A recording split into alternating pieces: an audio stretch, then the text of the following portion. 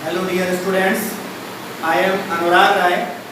In this video, I am going to explain tenses.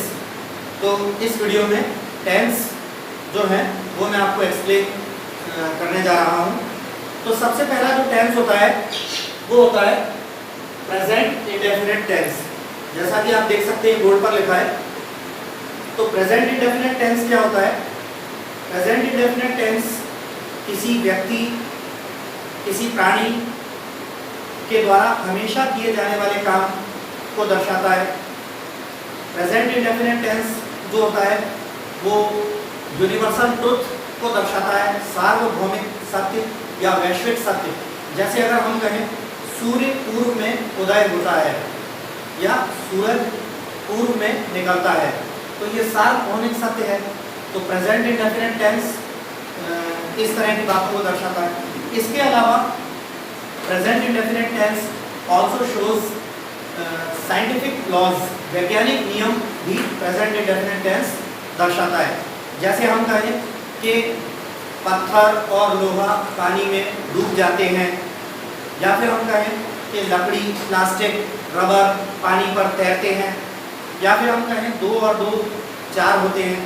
तो ये वैज्ञानिक नियम भी प्रेजेंट इंडेफिनिट टेंस दर्शाता है। तो प्रेजेंट इंडेफिनिट टेंस की पहचान क्या होती है? आप लोग याद रखें, हमेशा वाक्यों के अंत में ता है, ती है, ते है आदि इस प्रकार से आते हैं। प्रेजेंट इंडेफिनिट टेंस के वाक्यों को बनाने की जो रचना होती है, तो उसकी बात करने से पहले हम सेंटेंसेस के टाइप को देखें। सबसे पहले जो है डिक्लेरेटिव सेंटेंसेस होते हैं। डिक्लेरेटिव सेंटेंसेस भी 2 प्रकार के होते हैं, एक पॉजिटिव होता है, एक नेगेटिव होता है। तो पॉजिटिव वाले डिक्लेरेटिव सेंटेंस को हम अफर्मेटिव सेंटेंस कहते हैं, और उसका दूसरा रूप होता है नेगेटिव सेंटेंस। फिर आता है इंटरोगेटिव सेंटेंस। तो इंटरोगेटिव सेंटेंसेस 2 प्रकार के होते हैं। एक वे इंटरोगेटिव सेंटेंसेस होते हैं जिनके उत्तर सिर्फ हाँ या ना में दिए जाते हैं, तो वो इंग्लिश में हेल्पिंग वर्ब से शुरू होते हैं। दूसरे इंटरोगेटिव सेंटेंसेस मतलब इंटरोगेटिव टाइप 2 या डबल इंटरोगेटिव सेंटेंस, ये वे सेंटेंसेस होते हैं जिनके उत्तर हाँ या ना में नहीं दिए जाते, जिनके लिए हमें कुछ बताना पड़ता है, कुछ एक्सप्लेनेशन देना पड़ता है। जैसे मैं आपसे कहूँ कि तुम वहाँ क्यों गए या तुम वहाँ क्यों जाते हो, ठीक है, तो इसके लिए हमें बताना पड़ेगा कि मैं वहाँ अंग्रेजी सीखने जाता हूँ, इस तरह से। तो आइए चलते हैं, शुरुआत करते हैं। सबसे पहले जैसा कि आप बोर्ड पे देख सकते हैं अफर्मेटिव लिखा है मैंने, अफर्मेटिव सेंटेंस। तो अफर्मेटिव सेंटेंस को बनाने की जो वाक्य रचना होती है वो होती है सब्जेक्ट। उसके बाद प्रेजेंट इंडेफिनिट टेंस में हमेशा वर्ब की फर्स्ट फॉर्म आती है। इस वर्ब की फर्स्ट फॉर्म में एस या ईएस लगता है।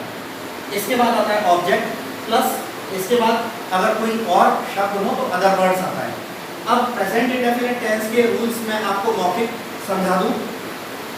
यदि सब्जेक्ट हमारा आई, वी, यू, दे या प्लूरल होता है तो इस वर्ब में एस या ईएस नहीं लगते हैं।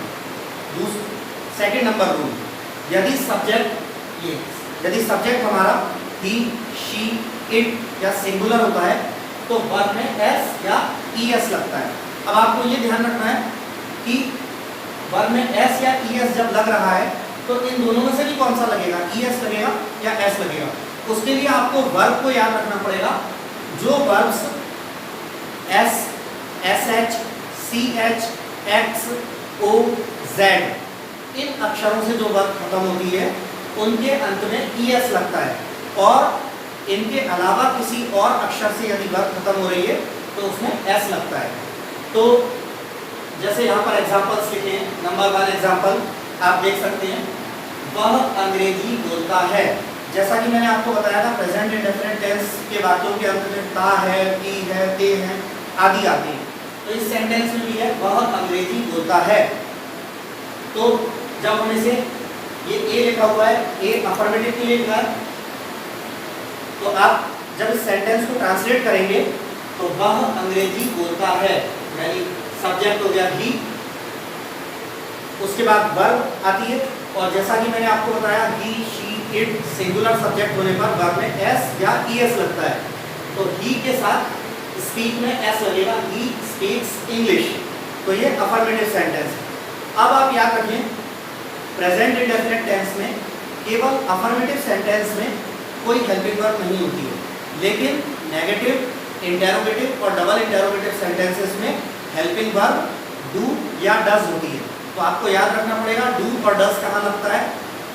यदि सब्जेक्ट हमारा ही, शी, इट सिंगुलर हो तो हम डज का प्रयोग करते हैं, और यदि सब्जेक्ट हमारा आई, वी, यू, दे प्लूरल हो तो हम हेल्पिंग वर्ब डू का प्रयोग करते हैं। तो इसमें ही है, इसलिए ही के साथ डज आएगा। यदि हम इसी सेम सेंटेंस को, एक अफर्मेटिव के लिए लिखा है और एन जो है वो नेगेटिव के लिए लिखा है, तो इस सेम सेंटेंस को यदि हम नेगेटिव में कन्वर्ट करें तो क्या होता है, he does not speak English, वह अंग्रेजी नहीं बोलता है। अब इसी सेंटेंस को, ये जो लिखा था वह अंग्रेजी बोलता है, इसी को यदि हम इंटरोगेटिव में कन्वर्ट करें यानी कि क्वेश्चन बनाएं तो क्या बनता है क्वेश्चन, क्या वह अंग्रेजी बोलता है। तो ये मैंने हिंदी नहीं लिखी है, डायरेक्ट इंग्लिश लिखी है। तो आई, ये जो आई लिखा है ये इंटरोगेटिव के लिए लिखा है। तो जैसा कि मैंने आपको बताया, ही, शी, इट सिंगुलर के लिए डज लगता है, तो डज ही स्पीक इंग्लिश और लास्ट में क्वेश्चन मार्क, क्योंकि ये इंटरोगेटिव सेंटेंस है। अब ये I2 लिखा है, I2 लिखा है यानी कि इसका मतलब है इंटरोगेटिव टाइप 2, या आप इसको डबल इंटरोगेटिव भी बोल सकते हैं। तो डबल इंटरोगेटिव में कुछ क्वेश्चन वर्ड्स आ जाते हैं, प्रश्नवाचक शब्द आ जाते हैं, जैसे कि क्या, क्यों, कब, कैसे, कहाँ, इस तरह के। व्हाट, व्हाई, व्हेन, वेयर, कितना, कितने, मतलब हाउ मच, हाउ मेनी, कौन, हु, इस प्रकार के शब्द आ जाते हैं। तो सपोज इसी सेंटेंस में वह अंग्रेजी बोलता है, यदि इसी सेंटेंस में कोई हमें क्वेश्चन वर्ड कब जोड़ दे कि वह अंग्रेजी कब बोलता है, तो हम इसको कैसे ट्रांसलेट करेंगे। इंटरोगेटिव और डबल इंटरोगेटिव में आप इतना याद रखिएगा कि इंटरोगेटिव सेंटेंसेस हेल्पिंग वर्ब से शुरू होते हैं, और इंटरोगेटिव सेंटेंस के ही और पहले यानी कि स्टार्टिंग में क्वेश्चन वर्ड रख देने से डबल इंटरोगेटिव हो जाता है। तो हमने इसमें क्या जोड़ा, वह अंग्रेजी बोलता है में हमने, सॉरी क्या नहीं, कब जोड़ा, वह अंग्रेजी कब बोलता है। तो सेंटेंस हमारा क्या हो जाएगा, when does he speak English. तो डज ही स्पीक इंग्लिश, ये तो इंटरोगेटिव का पार्ट है ही, आपको डज ही स्पीक इंग्लिश के आगे व्हेन और लगा देना है, तो ये डबल इंटरोगेटिव बन जाएगा, when does he speak English.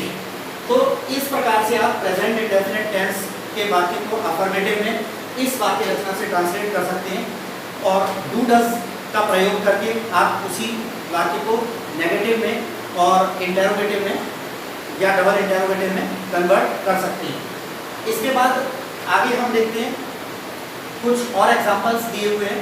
अब अलग अलग इंडिपेंडेंट एग्जांपल्स दिए हैं, मतलब अलग अलग सेंटेंस दिए हैं, कोई अफर्मेटिव है, कोई नेगेटिव है, कोई इंटरोगेटिव है। तो सेकंड एग्जांपल जैसा कि आप बोर्ड पर देख सकते हैं, सेकंड एग्जांपल लिखा है पक्षी आसमान में उड़ते हैं।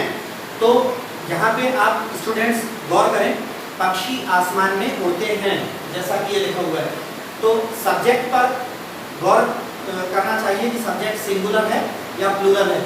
तो पक्षी को देखकर हम ये नहीं अंदाजा लगा सकते कि सिंगुलर है या प्लूरल, लेकिन पक्षी आसमान में उड़ते हैं, उड़ते हैं को गौर कीजिए। यदि एक पक्षी होता तो यहाँ पे लिखा होता पक्षी आसमान में उड़ता है, जबकि एक से ज्यादा पक्षी हैं इसलिए लिखा है उड़ते हैं, है के ऊपर भी हम की बिंदी लगी हुई है, ठीक है। तो हम इसको इसी नियम के अनुसार बनाएंगे। पक्षी प्लूरल है, बर्ड्स, और प्लूरल सब्जेक्ट हो जाने पर वर्ब में एस या ई एस नहीं लगती, मैं आपको पहले रूल बता चुका हूँ। तो क्या हो जाएगा, birds fly in the sky, मतलब पक्षी आसमान में उड़ते हैं। अगला एग्जाम्पल हमने लिखा है थर्ड नंबर, एग्जाम्पल नंबर 3, वे कुछ नहीं कमाते हैं, वे कुछ नहीं कमाते हैं। तो यहाँ भी एक से ज्यादा व्यक्ति की बात हो रही है। यदि हम वह लिखते तो ही या शी होता, लेकिन यहाँ पे वे है यानी कि ही शी का प्लूरल दे।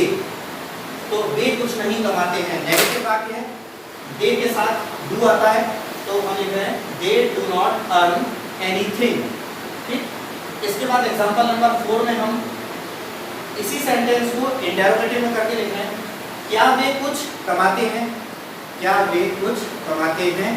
तो ये सिंगल इंटरोगेटिव है,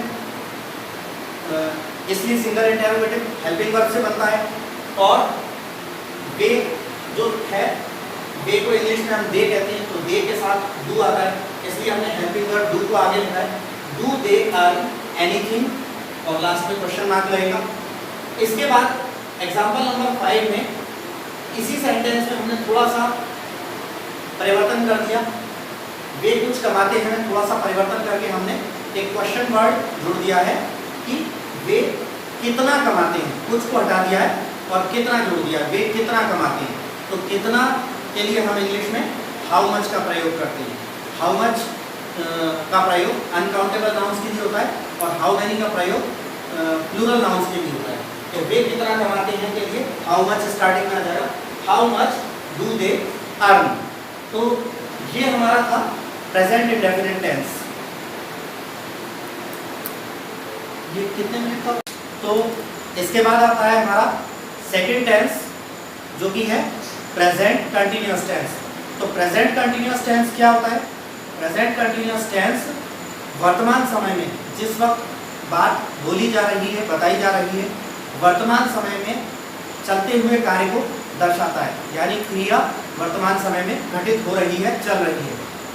तो प्रेजेंट कंटिन्यूअस टेंस के वाक्यों के अंत में रहा है, रही है, रहे हैं, इस प्रकार से आता है। इसके अलावा कोई व्यक्ति खड़ा हुआ है, बैठा हुआ है, लेटा हुआ है, या फिर कपड़ों को पहनने के लिए पहना हुआ है, ये सारे भी यदि वाक्य के अंत में आते हैं तो प्रेजेंट कंटिन्यूअस टेंस माना जाता है।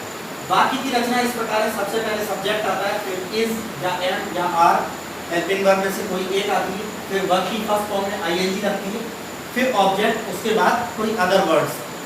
तो सिंगुलर सब्जेक्ट के लिए याद रखिएगा इसका प्रयोग करते हैं, प्लूरल सब्जेक्ट के लिए आर का प्रयोग करते हैं, और एम जो है वो सिर्फ आई के लिए होता है। तो जैसे फर्स्ट एग्जांपल हम लिख रहे हैं, ये ए लिखा है इसके आगे अफर्मेटिव है, तो एक ही एग्जांपल है, उसको हम अफर्मेटिव में उसी को नेगेटिव, इंटरोगेटिव और डबल इंटरोगेटिव में कन्वर्ट करेंगे। तो सबसे पहला एग्जांपल है, तुम अपना समय बर्बाद कर रहे हो। तो इसको हम इंग्लिश बनाएंगे, सब्जेक्ट यू है, यू के साथ आर आता है, यू आर वेस्ट में, यानी बर्बाद करना, इसमें आईएनजी लगेगा, you are wasting your time, तुम अपना समय बर्बाद कर रहे हो। इसको नेगेटिव में कन्वर्ट करें तो हेल्पिंग वर्ब के बाद नॉट लगा देने से नेगेटिव हो जाता है, you are not wasting your time. फिर इसी सेंटेंस को इंटरोगेटिव में कन्वर्ट करें तो जैसा कि मैं आपको पहले बता चुका हूँ, हेल्पिंग वर्ब को उठाकर सब्जेक्ट से पहले रख देने से इंटरोगेटिव बन जाता है। तो हम हेल्पिंग वर्ब आर को बाहर ले आए, are you wasting your time, last में क्वेश्चन मार्क, तो ये इंटरोगेटिव हो गया। डबल इंटरोगेटिव में जैसा मैं आपको पहले बता चुका हूँ, कोई क्वेश्चन वर्ड आता है, तो यदि मान के चलें कि हम इस सेंटेंस में तुम अपना समय बर्बाद कर रहे हो, इसके अंदर यदि हम क्यों जोड़ दें, तुम अपना समय क्यों बर्बाद कर रहे हो, तो सेंटेंस हमारा क्या बन जाएगा? Double interrogative. क्यों जोड़ने से वाई पहले लग जाएगा, why are you wasting your time. तो ये हमारा प्रेजेंट कंटिन्यूअस टेंस है। इसके बाद थर्ड नंबर आता है present perfect tense. Present perfect tense क्या होता है? जैसा कि नाम से ही पता है, हर एक टेंस का अर्थ उसके नाम में ही छुपा है। प्रेजेंट माने वर्तमान समय और परफेक्ट माने पूर्ण या पूरा। तो प्रेजेंट परफेक्ट टेंस का मतलब होता है वर्तमान समय में क्रिया या एक्शन या कार्य पूर्ण हो चुका है, पूरा हो चुका है। तो प्रेजेंट परफेक्ट टेंस के वाक्यों के अंत में चुका है, चुकी है, चुके हैं, लिया है, दिया है, किया है, आया है, गया है, बैठा है, देखा है, सुना है आदि अंत में वाक्य के आते हैं।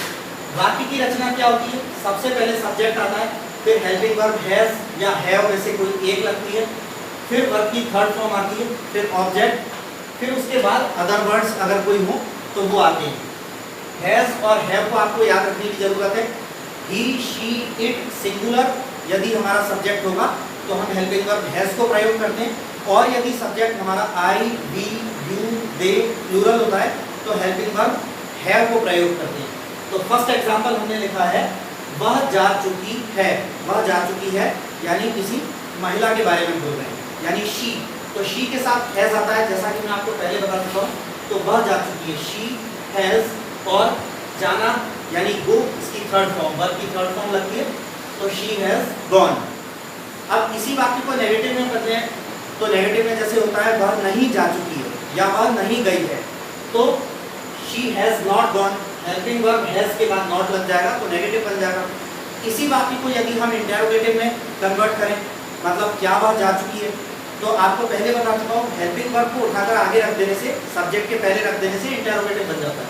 तो हमने हेल्पिंग वर्ब आगे रख दी, हैज शी गॉन, लास्ट में क्वेश्चन मार्क, तो ये इंटरोगेटिव हो गया। इसके बाद लास्ट में आता है डबल इंटरोगेटिव, इसमें कोई क्वेश्चन वर्ड होता है। तो मान के चलिए वह जा चुकी है, ये सेंटेंस था हमारा ओरिजिनल।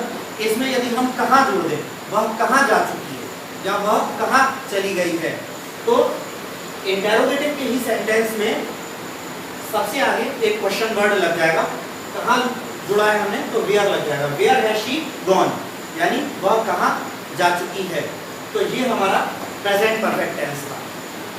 तो यदि आपको ये वीडियो पसंद आया है तो मेरे YouTube चैनल अनुराग राय इंग्लिश ट्यूटर को सब्सक्राइब करें। Thanks. Hello students, I am Anurag Rai. In this video, I am going to explain two tenses, present perfect continuous tense and past indefinite tense. इससे पहले की वीडियो में आपको इससे पहले के तीन टेंसेस यानी प्रेजेंट इंडेफिनेट, प्रेजेंट कंटिन्यूस और प्रेजेंट परफेक्ट मैं ऑलरेडी एक्सप्लेन कर चुका हूँ। तो इसके बाद चौथा नंबर आता है प्रेजेंट परफेक्ट कंटिन्यूस टेंस का। तो प्रेजेंट परफेक्ट कंटिन्यूस टेंस का कंसेप्ट क्या होता है, वर्तमान समय में कोई ऐसी क्रिया जो पास्ट में, भूतकाल में किसी समय पे शुरू हुई थी और शुरू होने के समय से लेकर अभी तक वर्तमान समय तक लगातार चली आ रही है। जैसे मैं आपसे कहूँ कि वह 4 महीने से अंग्रेजी सीख रहा है, तो 4 महीने पहले का समय जो गुजर चुका है वो भूतकाल है। 4 महीने पहले उसने सीखने का काम शुरू किया था और तब से लेके अभी तक 4 महीने बाद तक वर्तमान समय तक अंग्रेजी सीखने का काम चला आ रहा है। तो ये प्रेजेंट कंटिन्यूअस टेंस होता है। हिंदी में इसके वाक्यों की पहचान होती है, समय के साथ से लगा करके रहा है, रही है, रहे हैं आदि वाक्यों के अंत में आता है।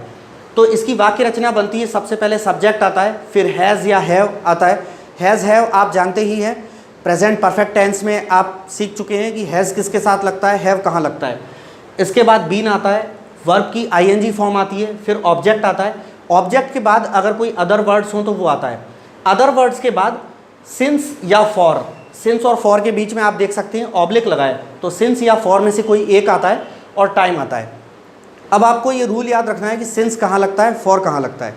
तो सिंस जो है वो निश्चित समय के लिए लगता है या पॉइंट ऑफ टाइम के लिए लगता है। निश्चित समय, जैसे हम कहें दिनों के नाम मंडे, ट्यूसडे, इस तरह से। महीनों के नाम जनवरी, फरवरी। घड़ी का समय जैसे 12 o'clock, 1 o'clock, 2 o'clock घड़ी का समय। त्योहारों के नाम, घटनाओं के नाम, वर्ष के नाम जैसे 2010, 2011, 2012। तो ये सारे निश्चित समय, पॉइंट ऑफ टाइम में माने जाते हैं। तो पॉइंट ऑफ टाइम या निश्चित समय के लिए सिंस का प्रयोग करते हैं। और अनिश्चित समय या पीरियड ऑफ टाइम, समय की अवधि, जहाँ ऐसा समय हो जो अवधि दर्शा रहा हो, टाइम का ड्यूरेशन दर्शा रहा हो, ऐसे समय के लिए फॉर का प्रयोग करते हैं। जैसे हम कहें 2 घंटे से, 2 दिन से, 2 महीने से, 2 साल से, 10 साल से, तो ये समय का ड्यूरेशन, अवधि दर्शा रहा है। 2 घंटे की अवधि, 2 महीने, 2 साल, तो अवधि दर्शाने वाले समय जिसको अनिश्चित समय भी बोलते हैं या फिर पीरियड ऑफ टाइम भी बोलते हैं, तो इसके लिए फॉर का प्रयोग होता है। तो अब सेंटेंस एग्जाम्पल पर आते हैं हम। फर्स्ट एग्जाम्पल लिखा है मैंने, मैं वनखंडेश्वर स्कूल में 2014 से पढ़ा रहा हूँ। तो इसमें देखिए समय के साथ से लग करके रहा है, रही है, रहे हैं आता है। वो टेंस मैंने आपको बताया कि प्रेजेंट परफेक्ट कंटिन्यूस होता है, तो समय के साथ से लगा हुआ है। तो मैं वनखंडेश्वर स्कूल में 2014 से पढ़ा रहा हूँ। तो इसकी इंग्लिश कैसे बनेगी, आई के साथ हैव लगता है। I have been teaching in Vankhandeshwar school since 2014। 2014 निश्चित समय है, पॉइंट ऑफ टाइम है, तो सिंस का प्रयोग किया गया है। सेकंड एग्जांपल है, बच्चा 2 घंटे से खेल रहा है। तो यहाँ पर 2 घंटे ये पीरियड ऑफ टाइम है, यानी कि समय की अवधि दर्शा रहा है कि बच्चा कितने समय से खेल रहा है, 2 घंटे की अवधि हो गई है। तो अवधि को दर्शाने वाला समय, पीरियड ऑफ टाइम, इसके लिए फॉर लगता है। तो हमारा एग्जाम्पल बनेगा, the child has been playing for 2 hours। तो ये था हमारा प्रेजेंट परफेक्ट टेंस। इसमें दोनों एग्जांपल्स मैंने अफर्मेटिव वाक्यों में रखे हैं, नेगेटिव, इंटेरोगेटिव और डबल इंटेरोगेटिव के एग्जांपल्स हमने नहीं करे, वो आपको ऑलरेडी आते हैं।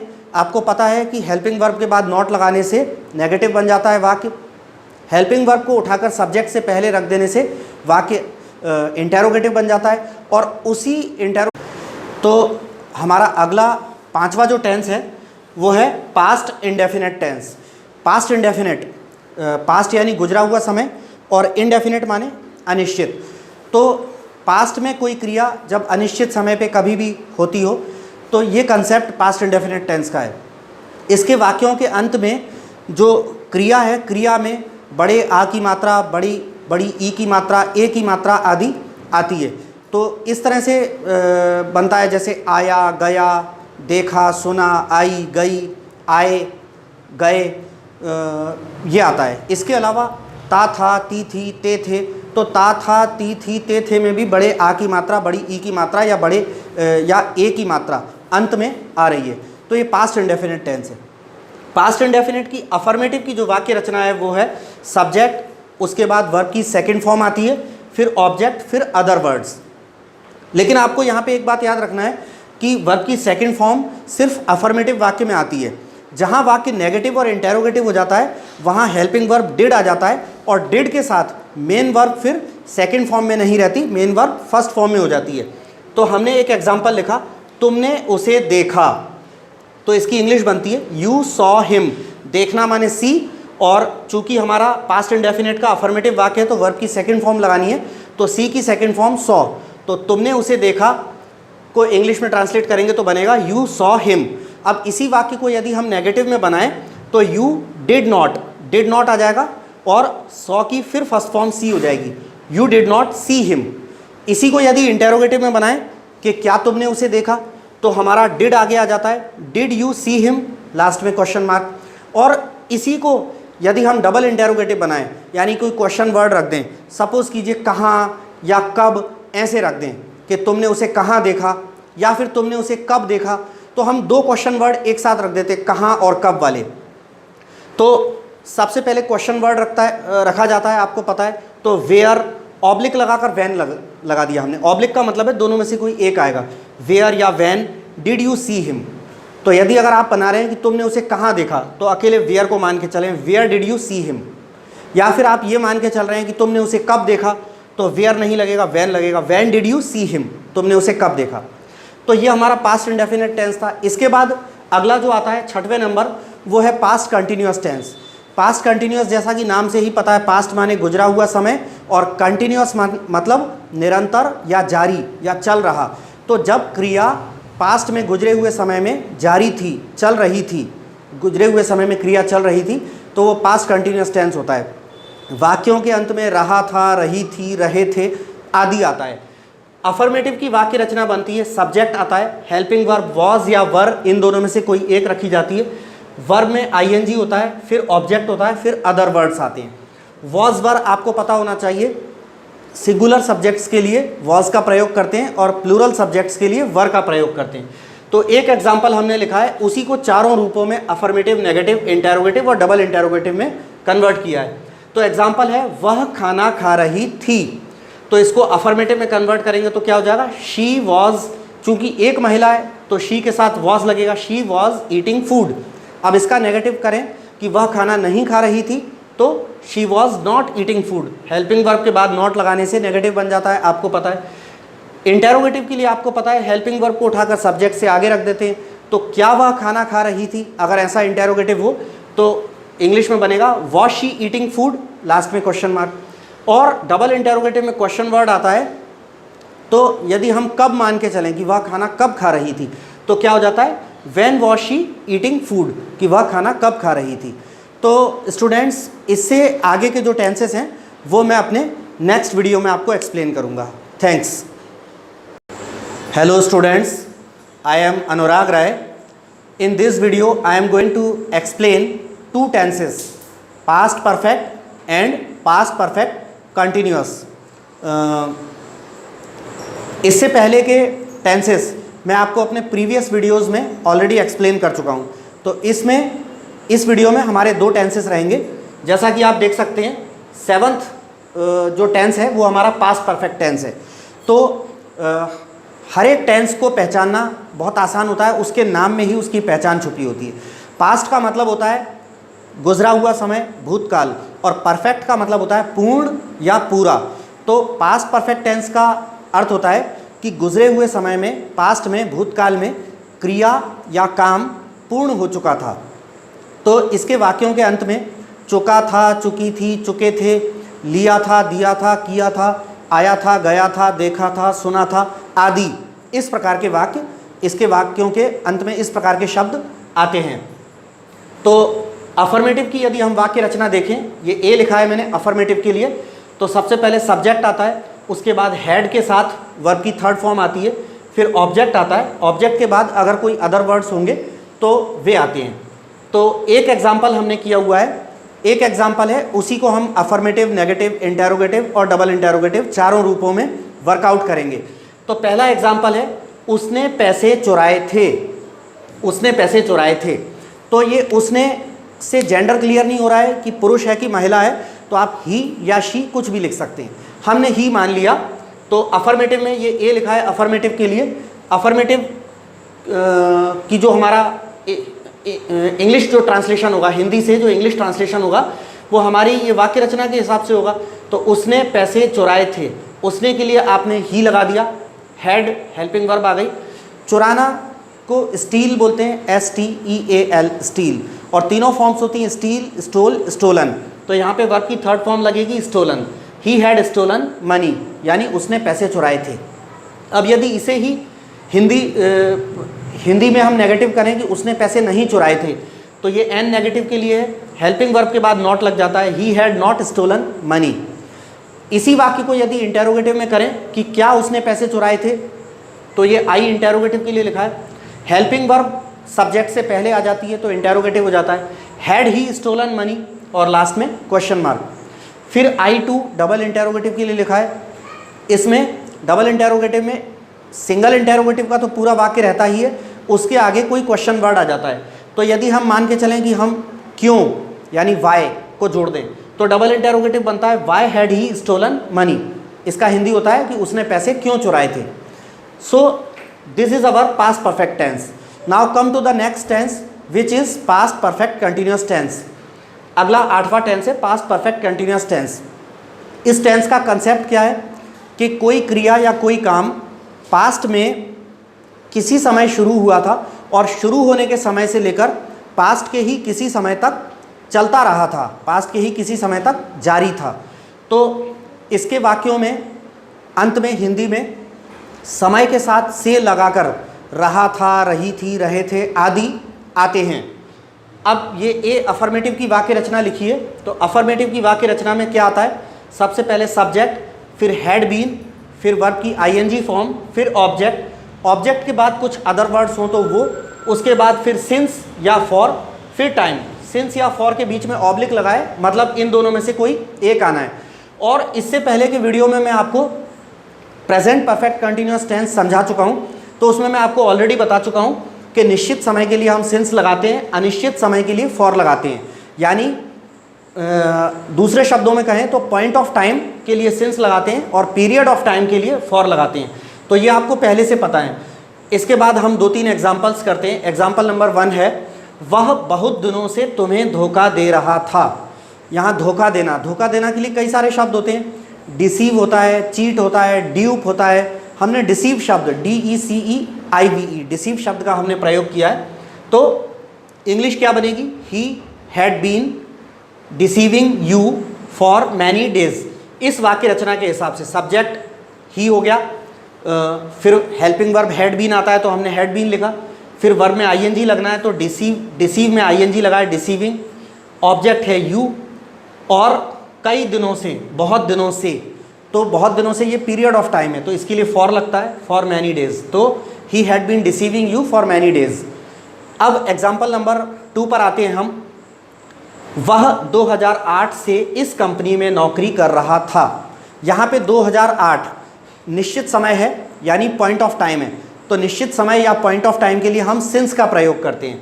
तो इसका ट्रांसलेशन कैसे बनेगा, ही हैड बीन, अच्छा, नौकरी करना, नौकरी करने के लिए सर्व का प्रयोग होता है। सर्विस जो है, सर्विस हमारी नाउन होती है और सर्व जो है वो वर्ब होती है। तो हमें यहाँ पे सर्व में आईएनजी लाना है। सर्व की स्पेलिंग में लास्ट में ई होता है, लेकिन आईएनजी लगाएंगे तो ई हट जाएगा। तो he had been serving in this company since 2008, ये हमारा इंग्लिश ट्रांसलेशन होगा। Now come to the last example. बच्चे सुबह से फुटबॉल खेल रहे थे, तो इसका ट्रांसलेशन क्या बनेगा? बच्चे यानी children had been playing football, और सुबह से लिखा है तो सुबह, शाम, मॉर्निंग, इवनिंग, आफ्टरनून, दिनों के नाम, महीनों के नाम, वर्ष के नाम, त्योहारों के नाम, घटनाओं के नाम, ये सब निश्चित समय माने जाते हैं, पॉइंट ऑफ टाइम माने जाते हैं। तो इसके लिए सिंस का प्रयोग होता है। तो ट्रांसलेशन क्या बनता है? Children had been playing football since morning. तो स्टूडेंट्स, इससे आगे के जो टेंसेस हैं वो मैं आपको अपने नेक्स्ट वीडियो में सेंड करूँगा। Thanks. Hello students, I am Anurag Rai. In this video, I am going to explain all the 4 parts of future tense named future indefinite, future continuous, future perfect and future perfect continuous. So let's start with our 9th tense, which is future indefinite tense.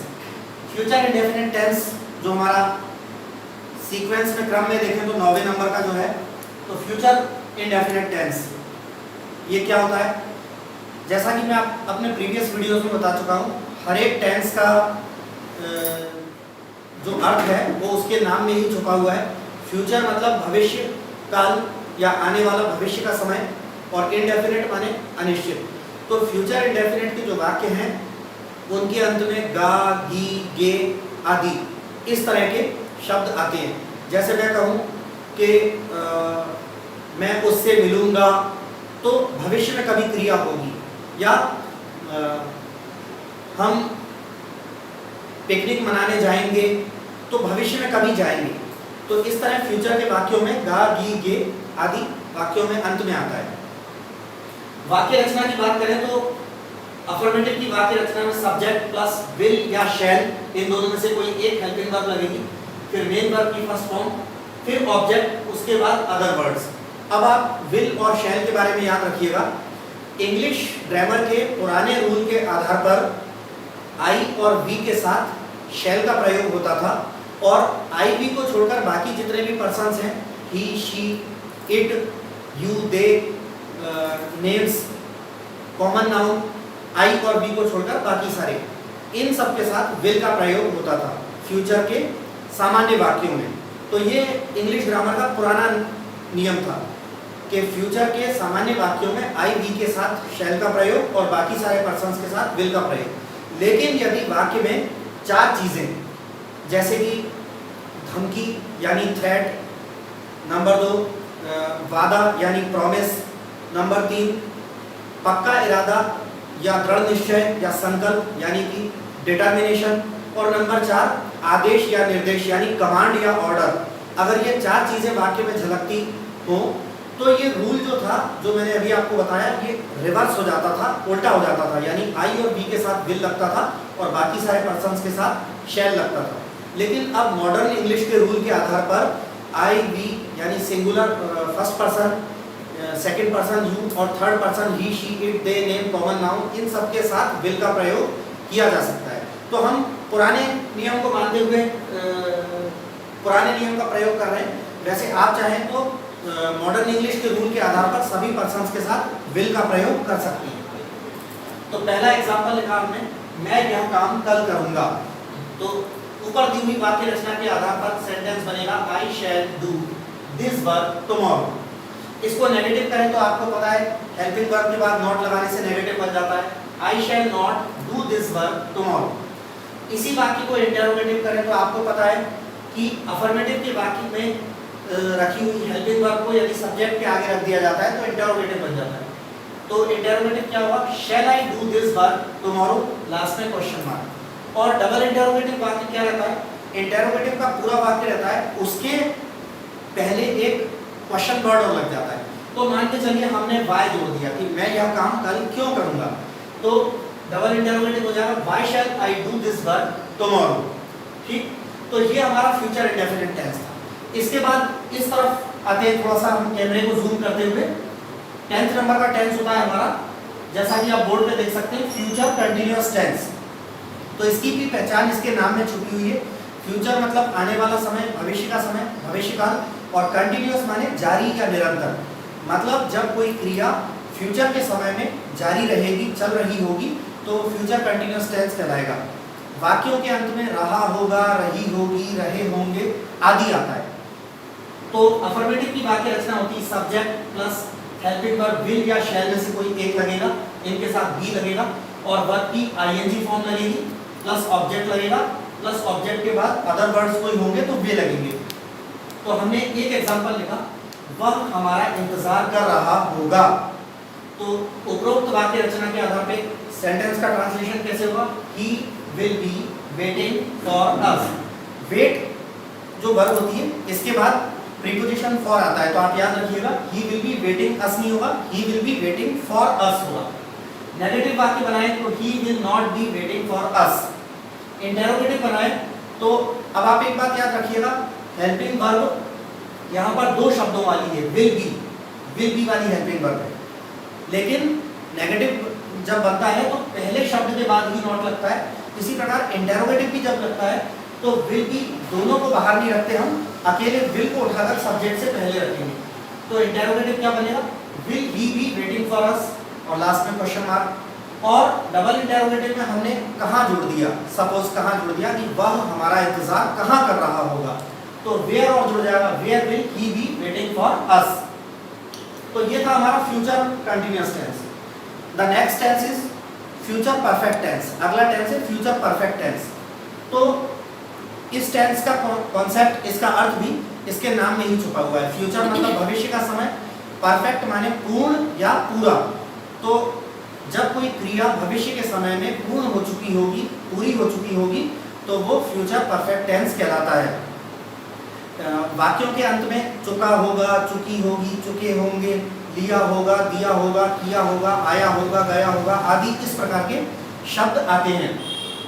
Affirmative की वाक्य रचना कैसे बनती है? Subject आता है सबसे पहले, उसके बाद विल या शैल, इन दोनों में से कोई एक रखेंगे।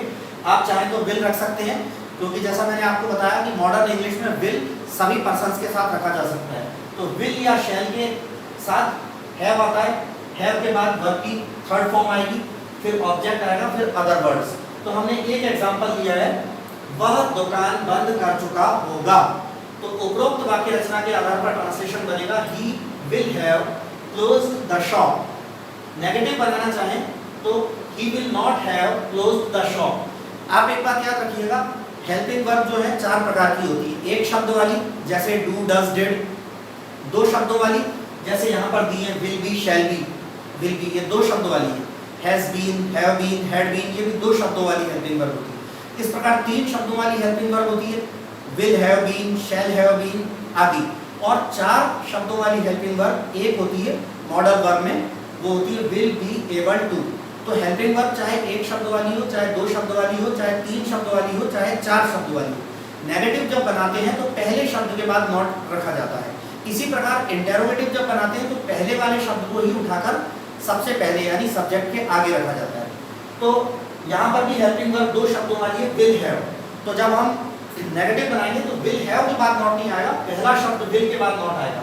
तो he will not have closed the shop. Interrogative में भी हमने सिर्फ विल को उठाकर सब्जेक्ट के पहले रखा है, तो will he have closed the shop, और लास्ट में क्वेश्चन मार्क। इसका अर्थ हिंदी में बन गया, क्या वह दुकान बंद कर चुका होगा।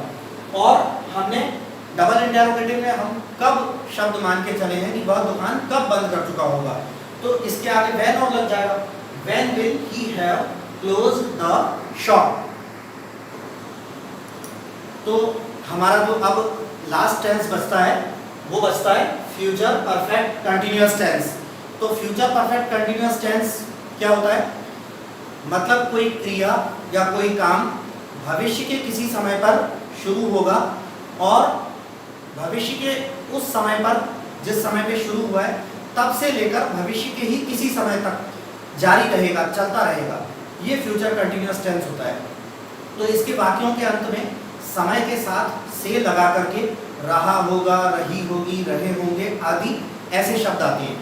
तो अफर्मेटिव की वाक्य रचना कैसे बनती है? सबसे पहले सब्जेक्ट, फिर हेल्पिंग वर्ब विल या शैल में से कोई एक आता है, इसके बाद हैव बीन लगता है, फिर वर्ब की आईएनजी फॉर्म लगती है, फिर ऑब्जेक्ट लगता है, ऑब्जेक्ट के बाद यदि कोई अदर वर्ड्स हो तो वे लगते हैं, और अदर वर्ड्स के बाद सिंस या फॉर इनमें से कोई एक लगता है और टाइम लगता है। जैसा कि मैं अपने प्रीवियस वीडियोस में आपको पहले बता ही चुका हूँ कि सिंस और फॉर कहाँ लगता है, तो ये आप अच्छी तरह से जानते ही हैं कि निश्चित समय यानी कि पॉइंट ऑफ टाइम के लिए सिंस का प्रयोग करते हैं, और अनिश्चित समय यानी कि पीरियड ऑफ टाइम यानी कि समय की अवधि दर्शाने वाले जो शब्द हैं उनके साथ फॉर का प्रयोग करते हैं। तो यहाँ पे हम एक ही सेंटेंस को लेकर नहीं चल रहे हैं, मतलब जैसे अभी तक हम करते आए थे कि एक सेंटेंस के ही अफर्मेटिव, नेगेटिव, इंटरोगेटिव करते थे। इसमें हम चूंकि सिंस और फॉर के प्रयोग का महत्व है इसलिए सारे अलग अलग एग्जांपल्स कर रहे हैं, 3 एग्जांपल्स हम कर रहे हैं। तो पहला एग्जांपल हमने लिखा, हम कल सुबह से ट्रेन में यात्रा कर रहे होंगे। तो उपरोक्त वाक्य रचना के आधार पर हमारा ट्रांसलेशन बनता है, we will have been travelling in train since tomorrow morning. इसके बाद सेकंड एग्जांपल है हमारा, मिस्त्री कल से दीवार बना रहा होगा। तो उपरोक्त वाक्य रचना के आधार पर the mason will have been building the wall since tomorrow. और थर्ड एग्जांपल हमने लिखा, वे शाम से टीवी देख रहे होंगे। तो उपरोक्त वाक्य रचना के आधार पर हमारा ट्रांसलेशन क्या बनेगा, they will have been watching TV since evening. तो यहाँ पर हमने फ्यूचर परफेक्ट कंटीन्यूअस के जो तीनों एग्जांपल्स हैं इन तीनों में ही हेल्पिंग वर्ब विल का प्रयोग किया है, शैल का प्रयोग किसी में नहीं किया। जैसा कि मैं आपको पहले भी बता चुका हूँ, शैल इंग्लिश ग्रामर के पुराने नियम के आधार पर लगता था, अब मॉडर्न इंग्लिश में सभी पर्सन्स के साथ विल का प्रयोग किया जा सकता है। तो इसलिए हमने फ्यूचर परफेक्ट कंटीन्यूअस के तीनों एग्जांपल्स में विल का प्रयोग किया है।